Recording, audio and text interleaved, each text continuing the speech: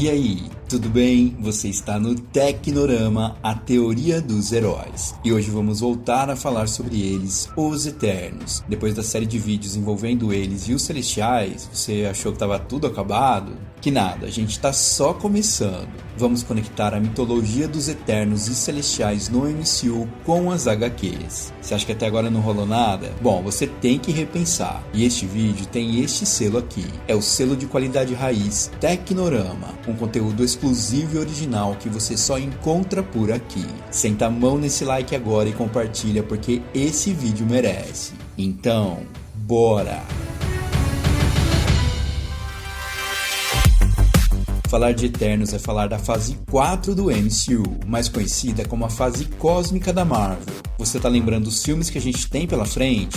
Anota aí, Guardiões da Galáxia Volume 3, Thor, Amor e Trovão, Capitã Marvel 2, que promete trazer a invasão secreta pras telonas, e também o filme dos Eternos, e é por isso que a gente tá aqui. Algumas conexões cósmicas já existem, e pra gente falar sobre ela, a gente tem que falar sobre um filme bem especial, Guardiões da Galáxia. E a gente começa por lugar nenhum, a cabeça cortada de um antigo celestial. Não, a Marvel não especifica nos filmes nem nos quadrinhos quem era esse celestial. Nas HQs, o Deus das Trevas Snow criou uma espada simbiótica e a usou para decapitar esse celestial. Como a cabeça foi se decompondo, uma cidade foi construída dentro dela e ficou conhecida como Nowhere, usada como extração de raros materiais orgânicos, osso, tecido cerebral, fluido espinhal, entre outros, e por isso atrai criminosos de toda a galáxia. Mas o que isso tem a ver com o filme dos Eternos? Bom, pra mim, absolutamente nada. Mas se a gente viajar um pouquinho até Eternos volume 2 de 1985, esse cara aqui, lembra dele? Gorr, o líder do sacerdócio deviante de Lemúria, tem como plano se tornar um celestial. E para isso ele precisa de um frasco com a essência de um celestial. Como deve haver fluidos celestiais nas mãos de mineradores e saqueadores pela galáxia inteira, eu acho que até rolaria algo nesse sentido. Mas para mim é muita viagem para um primeiro filme. Então, pode esquecer. E também em Guardiões tivemos a primeira introdução da história das joias do infinito. E quando o colecionador falava sobre elas, ele cita que elas só podem ser usadas por seres com força extraordinária. E aí a gente vê o primeiro celestial em ação no MCU, Issan, o pesquisador, em seu cajado nada menos que a joia do poder, destruindo uma civilização inteira. Se serve como easter egg, o cajado dele lembra o capacete de Galactus, diz aí. Mas fica a pergunta, que civilização era essa? Humanos correndo? Nuvens? Montanhas parecidas com as nossas? Além disso, a gente vê esse hominídeo aqui meio deformado, de cor azul, e parece que ele está sofrendo bastante. Seria esse um deviante? Essa seria a Terra no passado, após a chegada da segunda hoste? Ou este aqui seria um Kree? Lembre-se, os Celestiais também fizeram experiências com os Kree e os Skrulls. Mas enfim, não dá pra cravar que essa aparição de Issan será revisitada no filme. Mas que ele é um super celestial, ele é, possuindo um olho universal na palma de sua mão esquerda, onde nada é capaz de se esconder. E você é preocupado com esses 6 olhos gigantes aqui, né? Não, tem coisa pior. Além disso, sua armadura é tão poderosa que resiste a ataques de ogivas nucleares. Além dele possuir controle total sobre energias cósmicas. E essa cena, pra mim, é realmente a destruição da Terra na chegada da segunda hoste. Só que assim, não dá pra ter certeza. Como easter egg também, o ator Don Lee, que faz Gilgamesh no filme dos Eternos, acabou postando essa pérola aqui. Quem me segue lá no Twitter percebeu que eu fui um dos primeiros a notar que atrás dessa galera aqui, adivinha quem tava. Se liga no tamanho dos olhos de Issan. E este, na verdade, é um dos primeiros vazamentos de Eternos, porque vamos ser sinceros, tá bem difícil conseguir material do filme. Mas bom, como Guardiões abriu as portas do universo cósmico, não há como não falar dele. Ego, o pai de Peter Quill. Ele também era um celestial, mas com um diferencial. Ele era extremamente poderoso. Ele tinha a capacidade de manipular moléculas e matéria e assim construir um núcleo protetor em volta de si mesmo. Os anos foram se passando e ele continuou a construir camadas planetárias sobre este núcleo. Ele evoluiu para um planeta completinho. E antes do filme a gente até se imaginava como eles vão adaptar o ego da HQ. E na boa, essa solução do filme é uma das mais criativas que tem no MCU. Ele buscava um propósito e um significado para a vida, e então ele criou um avatar biológico que era uma extensão de sua consciência. Assim, ele pôde explorar o cosmos e habitar entre as civilizações galácticas para aprender e fazer experimentos com todas as civilizações que encontrou. E como curiosidade, tem uma teoria muito louca que diz que Ego é, na verdade, o celestial que teve a cabeça cortada e se tornou lugar nenhum. Afinal, como a gente viu, Ego só poderia ser morto se o seu cérebro fosse destruído. Então ele pode muito bem ter sido esse celestial. E sabe quem criou essa teoria? Então, fãs muito radicais, não chega nem perto do Tecnorama, fizeram conexões entre as coordenadas dos planetas para chegar nessa teoria, que envolve até a mãe de Peter Quill, mas essa história é longa e esse easter egg ainda não foi confirmado. Mas enfim, não dá pra negar que em Guardiões os celestiais foram retratados muito bem, tanto em poder como em escala. O tempo passou, chegamos até Vingadores Guerra Infinita. Bora começar a encaixar as peças? Se prepare porque a partir de agora vai ter muito conteúdo dos quadrinhos também. O primeiro vislumbre da Cidade dos Eternos em Titã foi através da Joia da Realidade de Thanos. Ele mostrou como era o seu mundo para Doutor Estranho, com o resultado de uma catástrofe que ele havia previsto. A gente já sabe dessa história, mas a gente ainda não sabe como essa cidade surgiu. Isso pode ser importante para o filme dos Eternos, pois quando o filme foi lançado lá em 2018, uma das principais notícias era de que Eros, o irmão de Thanos, provavelmente estaria no filme. Só que de lá pra cá muita coisa mudou e como tivemos a adição do Cavaleiro Negro, eu acho que Eros ficou pra trás, porque ninguém mais fala sobre ele. E nem de Hércules, que era super cotado para o filme também. Mas convenhamos, seria muito personagem para um filme só. Mas se a gente já viu uma Cidade dos Eternos em Guerra Infinita, fica a dúvida pra gente. Como essa cidade surgiu? Me diz. Você lembra da criação? Eternos foram forjados na Terra junto com os homens e os deviantes. Tem alguma coisa aí que não tá batendo, né? Então, para você entender todas as conexões, eu criei um infográfico ligando cada evento relacionado aos Eternos da Terra com os Eternos de Titã. Se você sempre teve dúvida, relaxa, porque agora você vai entender absolutamente tudo. Nos quadrinhos, a Cidade dos Eternos em Titã surgiu há milhares de anos atrás, depois de uma disputa na Terra sobre a possibilidade de conquistar outras raças no universo. Os Eternos se dividiram em dois grupos, um liderado por Cronos e outra pelo seu irmão, Uranus. Cronos venceu, obrigando Uranus a partir com seu grupo e construir uma colônia no planeta Urano. Mas o tempo passou e parte desse grupo decidiu contra-atacar a Terra. Só que eles foram surpreendidos no meio do caminho por um ataque de uma nave Kree e foram forçados a pousar na lua anti-Saturno, Titã, dando origem assim à primeira civilização de Eternos por lá.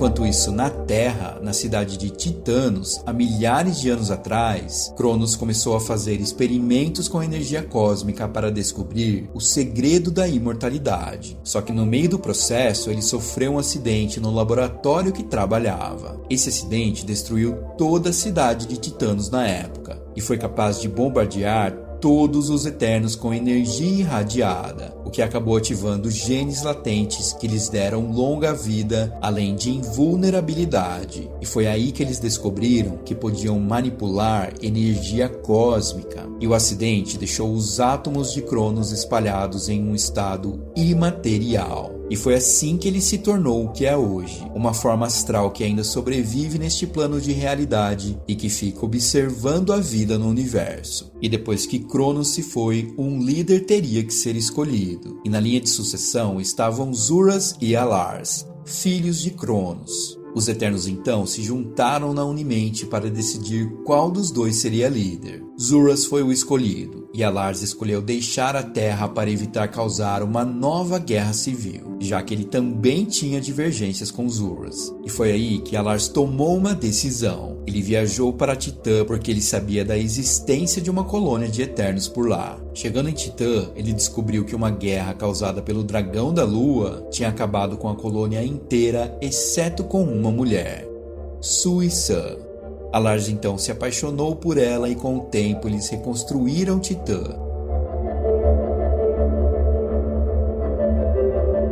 Devido à mistura de genes ativados de Alars depois do acidente com Cronos na Terra e os genes não ativados de Suisan, estes novos Eternos de Titã não são tão poderosos ou imortais quanto os Eternos da Terra, exceto por um caso específico que eu falo já já. Mas mesmo assim, seu tempo de vida são muito superiores aos humanos, por exemplo.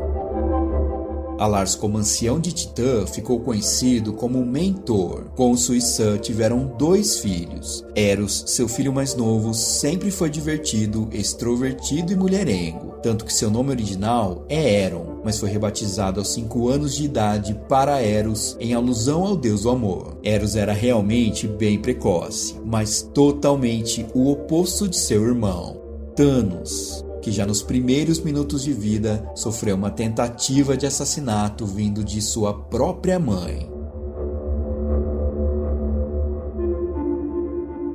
Suisan não aceitava a condição com que Thanos havia nascido, a Síndrome Deviante. Essa condição é considerada uma mutação. Afinal, Eternos e Deviantes foram criados a partir de experimentos dos Celestiais. O resultado é o desenvolvimento de uma pele roxa, traços deformados, mas com forças e habilidades físicas muito superiores aos demais titãs. Mas que fique claro, Thanos não é um deviante. Ele tem a Síndrome Deviante, que sim, é raríssima, mas o que você vê mais é a informação errada neste sentido. Se liga nos vídeos por aí que você vai entender que estão passando informação completamente diferente. Dito isso, é bom lembrar que nas HQs, Thanos é capaz de absorver energia cósmica a nível quântico, e tudo isso tem a ver com o cruzamento de Alars com Suisan. Sim, Thanos é a exceção. Ele é o caso específico que falei agora há pouco. Uma verdadeira máquina de guerra, um mutante com genes ativados de seu pai e os não ativados de sua mãe. E que se fosse adaptado desta maneira no MCU, na boa, seria incrível, mas também seria extremamente difícil de derrotá-lo.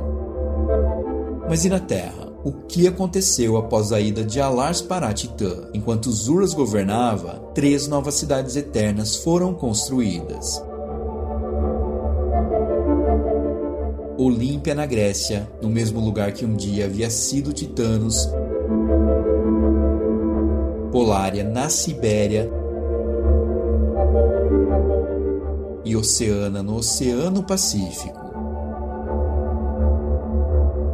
Quando a civilização da Grécia Antiga começou a se erguer, o deus olímpico Zeus viu uma oportunidade para fazer com que os deuses olímpicos ficassem conhecidos e assim os gregos o adorassem. Só que aí a gente tinha um problema digno dos deuses, porque se liga nessa. Olímpia, cidade dos Eternos, estava localizada perto do portal principal entre a dimensão da Terra e a dimensão de bolso dos deuses olímpicos, Olimpo. Sim, esta Pocket Dimension existe na Terra e é acessada através de um buraco de minhoca. Então muitos gregos começaram a confundir alguns dos Eternos com os deuses do panteão olímpico.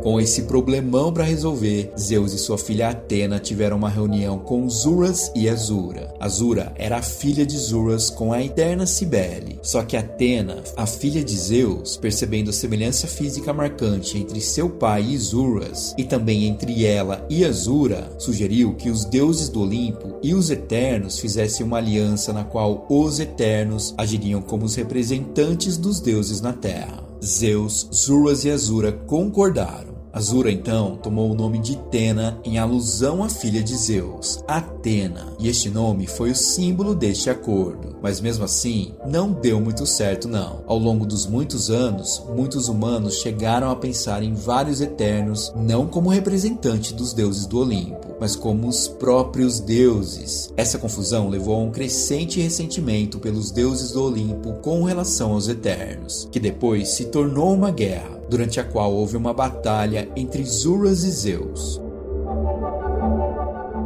No entanto, essa guerra terminou no mesmo dia em que começou, e os deuses gregos e os Eternos mantiveram a paz desde então.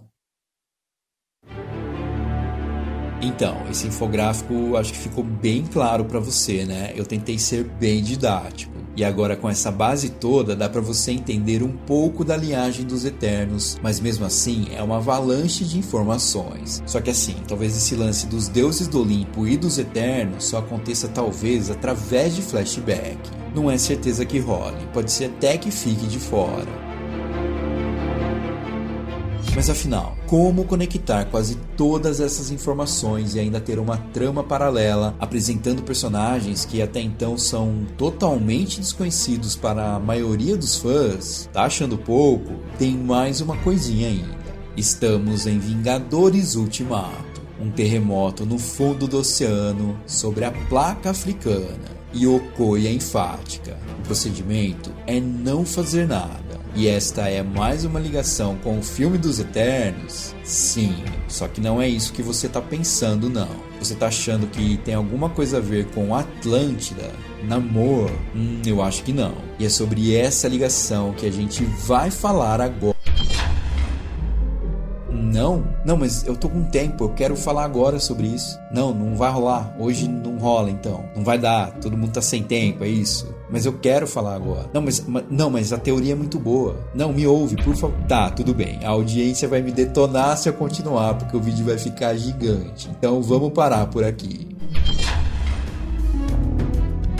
Calma. Aguenta firme aí, porque na sequência vamos falar dessa tal conexão de Ultimato e também desmistificar o que muita gente está achando por aí. E este vídeo é exclusivo sobre eles, os Deviantes. E antes de terminar, eu deixo um exercício para você que tá aí. Você já parou para imaginar como serão os Deviantes no cinema? Vou dar uma dica. Kevin Feige já disse que eles não terão nada a ver com as HQs. Então nesse próximo vídeo eu vou desenhar para você o que eu penso sobre eles no MCU. Se curtiu este vídeo, já sabe, deixa seu like, o seu comentário e espalhe a palavra porque eu estou de volta. E este é o Tecnorama, a teoria dos heróis. Eu fico por aqui, um abraço, até mais.